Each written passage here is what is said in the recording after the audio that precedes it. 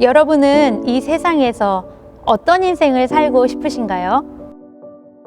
대부분의 사람들은 누군가보다 더 나은 삶을 살기를 꿈꾸며 살아갑니다. 그래서 눈에 보이는 것들에 많은 의미를 두기도 하고 또 알게 모르게 비교의식에 사로잡혀 살아가기도 합니다. 때로는 지나칠 정도로 다른 사람을 의식하기도 하죠. 그래서 유행에 민감하기도 합니다. 시편 73편은 다윗 왕 시대에 아삽이라는 사람이 쓴 시입니다.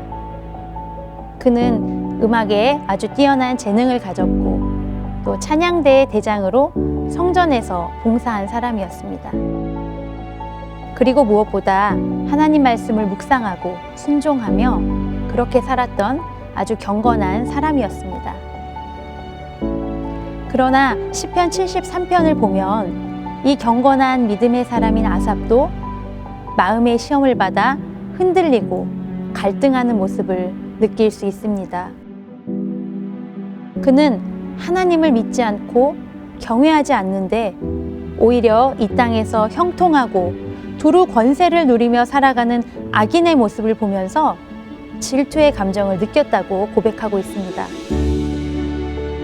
하나님을 알지도 못하고 교만한 자들이 항상 평안하고 부유하게 사는 모습을 보면서 자신이 믿음으로 경건하게 살아온 것이 헛된 것 같이 여겨져서 고통스럽다고 이렇게 고백하고 있습니다.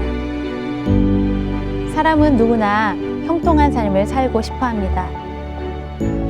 그러나 진정한 형통은 단순히 하는 일이 잘 되고 잘 먹고 잘 사는 것이 아닙니다.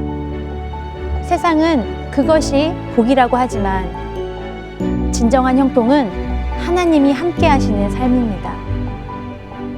그렇기 때문에 악인의 형통은 우리의 부러움의 대상이 결코 될 수 없습니다. 의인과 악인의 차이가 무엇이라고 생각하십니까? 그것은 삶의 목표를 어디에 두느냐에 있습니다.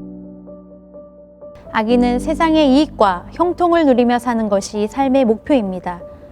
그래서 연약한 사람을 무시하고 또 악한 말로 상처를 주기도 합니다. 그렇다면 의인의 삶의 목표는 무엇일까요? 그것은 세상에서 정결한 삶을 사는 것입니다. 의인은 하나님을 따르는 삶을 삽니다. 고난과 어려움을 당하는 것도 모두 하나님의 통치와 섭리에 있다고 믿습니다. 그래서 불평과 불만을 입으로 또 마음으로 하지 않습니다. 우리도 이러한 의인의 삶을 살아내기를 소망합니다. 시인은 악인의 형통함을 보고 마음이 힘들었습니다. 하나님을 믿는 것이 무엇인지 혼란스럽기도 했습니다. 그래서 하나님을 멀리했습니다. 그러나 시인은 다시 한번 하나님께 나아갑니다. 그는 하나님의 성소에 들어갈 때에야 비로소 깨달았다고 고백하는데요.